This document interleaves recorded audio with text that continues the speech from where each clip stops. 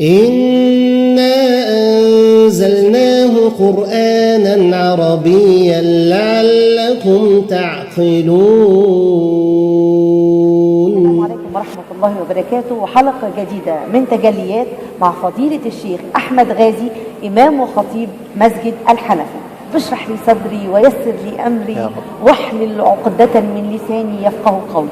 طبعا ليالي وأيام رمضان احنا عايزين نستثمر فيها هذا الشهر الجليل من صلة رحم ومن تجليات ومن فضائل ومن أعمال خير، فكيف نستثمر هذا الشهر الفضيل فضيلة الشيخ أحمد؟ الحمد لله رب العالمين، أحمدك يا ربنا حمدا يليق بجلالك، وأثني عليك ثناء يليق بعظمتك، وأشهد أنك أنت الله الملك الحق المبين، وأشهد أن سيدنا ونبينا محمد رسول الله الصادق الوعد الأمين.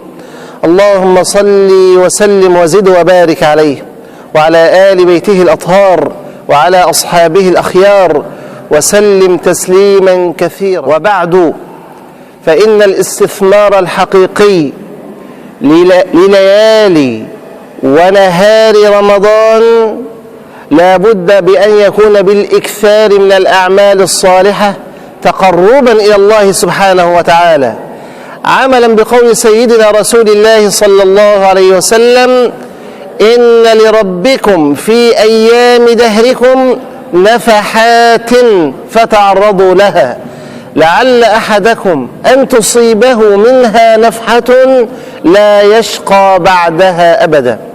وإن الأعمال الصالحة ليست مقتصرة على أركان الإسلام فحسب، بل تشمل حياة الإنسان كلها، فحياة الإنسان كلها عبادة، من صلاة وصيام وزكاة وحج إلى بيت الله الحرام وصدقة وبر وإحسان وحسن معاملة مع الناس وخاصة مع الجيران.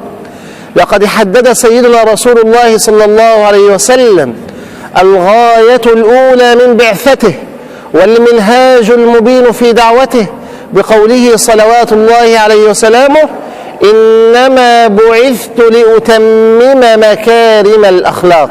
صدق رسول الله صلى الله عليه وسلم. حري بنا في شهر الصيام أن نقتدي بسيدنا رسول الله صلى الله عليه وسلم في حسن معاملته مع الناس، أن نتعلم من رسول الله صلى الله عليه وسلم مكارم الأخلاق، فكان صلى الله عليه وسلم أفضل قومه مروءة وأحسنهم خلقا وأكرمهم مخالطة وأحسنهم جوارا وأصدقهم حديثا وأعظمهم حلما وأمانة، حتى سماه قومه بالصادق الأمين. إن لنا في رسول الله صلى الله عليه وسلم الأسوة الحسنة والقدوة الطيبة والمثل الطيب في حسن معاملته مع الناس، لا سيما الوالدان، لا سيما الأقارب، لا سيما ذوي الأرحام، فالأرحام قد أوصى الله سبحانه وتعالى بهم خيرا، والأرحام هم الأقارب من النسب أو المصاهرة.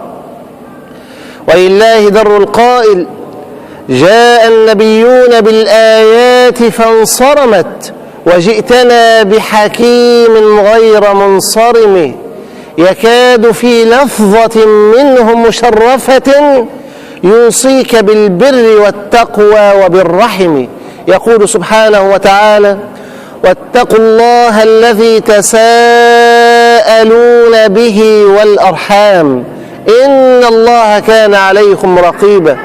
أي اجعلوا من تقوى الله سبحانه وتعالى وقاية لكم في الوقوع في الخطأ أو الحرام.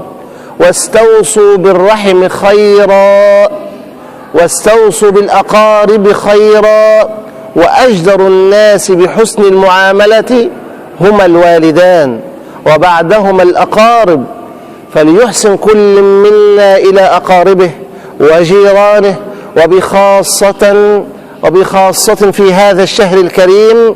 يقول سيدنا رسول الله صلى الله عليه وسلم: الصدقة على المسكين صدقة، وعلى ذي الرحم ثنتان، صدقة وصلة. صدق رسول الله صلى الله عليه وسلم. ومن الأعمال الطيبة في هذا الشهر الكريم حسن معاملة الجيران. يقول صلوات الله عليه وسلامه: ما آمن بي من بات شبعان وجاره جائع إلى جنبه وهو يعلم. صدق رسول الله صلى الله عليه وسلم. صلوات الله عليه وسلامه: ما زال جبريل يوصيني بالجار حتى ظننت أنه سيورثه. صدق رسول الله صلى الله عليه وسلم. أحسنت فضيلة الشيخ. والآن مع دعاء فضيلة الشيخ أحمد غازي إمام وخطيب مسجد الحنفي. اللهم لك الحمد كله ولك الشكر كله وإليك يرجع الأمر كله علانيته وسره. اللهم اشرح صدورنا ويسر أمورنا ويمن كتابنا ويسر حسابنا وبارك لنا فيما رزقتنا. اللهم إنا نسألك الهدى والتقى والعفاف والغنى. اللهم إنا نسألك العفو والعافية في الدنيا والآخرة.